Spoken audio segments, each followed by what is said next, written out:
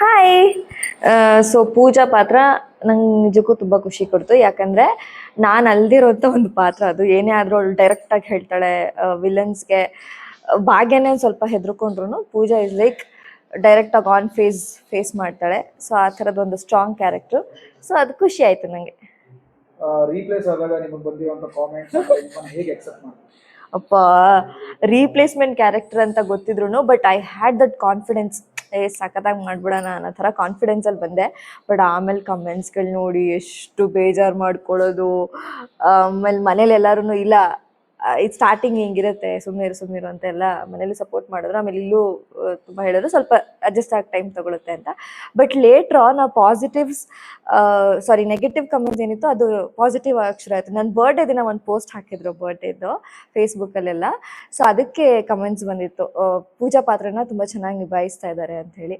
So ಅವಾಗ ಅದನ್ನ ನೋಡಿ ಖುಷಿ ಆಯಿತು. ಆಮೇಲೆ ಎಷ್ಟೋ ನಾನು ಈವೆಂಟ್ಸ್ಗಳಿಗೆ ಹೋಗ್ತಿರ್ತೀನಿ, ಈವೆಂಟ್ಸ್ಗಳಲ್ಲಂತೂ ತುಂಬ ಕಂಡುಹಿಡಿಯೋದು, ರೆಕಗ್ನೈಸ್ ಮಾಡೋದು, ಬಂದು ಹೇಳೋದು ಚೆನ್ನಾಗಿ ಮಾಡ್ತಿದ್ದೀರಾ ಅಂತೆಲ್ಲ ಹೇಳೋದು.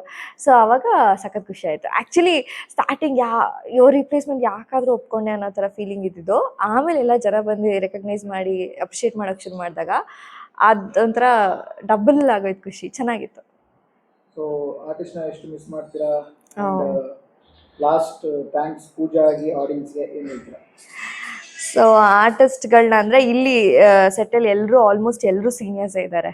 ಸೊ ಅವರ ಬ್ಯಾಕ್ ಸ್ಟೋರೀಸ್ ಕೇಳೋದು, ಈಗ ಚಂದ್ರು ಸರ್ ಅವ್ರ ಹಳೆ ಸಿನಿಮಾಗಳ ಸ್ಟೋರೀಸ್ ಎಲ್ಲ ಹೇಳ್ತಿದ್ರು, ಅವಾಗ ಸೆಟ್ ಹೇಗಿರ್ತಿತ್ತು ಅಥವಾ ಅಲ್ಲೊಂದು ಫನ್ನಿ ಮೂಮೆಂಟ್ಸು ಈ ಥರದ್ದೆಲ್ಲ ಹೇಳ್ತಿದ್ರಲ್ಲ, ಇದನ್ನು ನಾನು ಖಂಡಿತವಾಗ್ಲೂ ಮಿಸ್ ಮಾಡ್ತೀನಿ.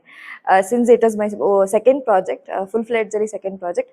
ಎಲ್ಲ ಸೀನಿಯರ್ ಆರ್ಟಿಸ್ಟ್, ನನಗಿಂತ ಸೀನಿಯರ್ ಆರ್ಟಿಸ್ಟ್ಗಳ ಜೊತೆನೇ, ಅಂದರೆ ಎಲ್ಲರೂ ಸೀನಿಯರ್ ಆರ್ಟಿಸ್ಟ್ಗಳ ಜೊತೆ ವರ್ಕ್ ಮಾಡಿದ್ದು ನಂಗೆ ಸಖತ್ ಖುಷಿ ಆಯಿತು. I think I'll take this lesson forward. Last thanks for the audience. Thank you so much for all. Yeah, thank you so much for all the love and to the team. ತುಂಬಾ ಇನ್ಪುಟ್ಸ್ಗಳು ಎಲ್ಲರಿಂದನೂ ಸಿಕ್ಕಿದೆ. So ಅದಕ್ಕೆಲ್ಲದಕ್ಕೂ thank you so much. Audience ಹೇಳಿ ಅಂತ. So ಆಡಿಯನ್ಸ್ಗೂ ಕೂಡ thank you so much for accepting me.